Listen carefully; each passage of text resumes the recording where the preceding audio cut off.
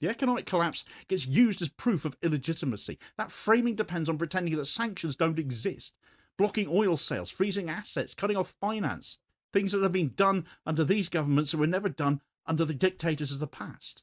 They aren't background conditions, they're the tools designed to produce economic damage.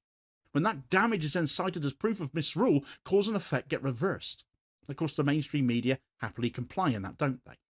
But at that point, the legitimacy claim has nowhere left to stand either, because it can't explain tolerated repression, it can't explain cancelled elections being ignored, it can't explain criminal law suddenly being deployed against a sitting head of state when mass killers were left untouched. That's why none of this history ever gets spoken about, does it?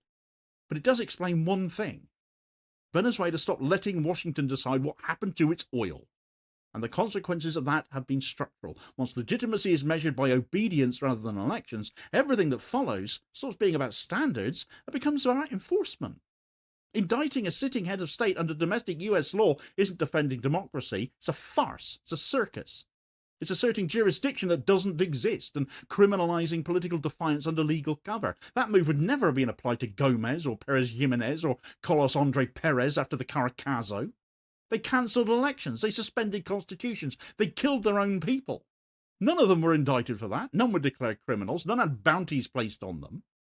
And the difference isn't ethics, it's alignment. Language finishes the job.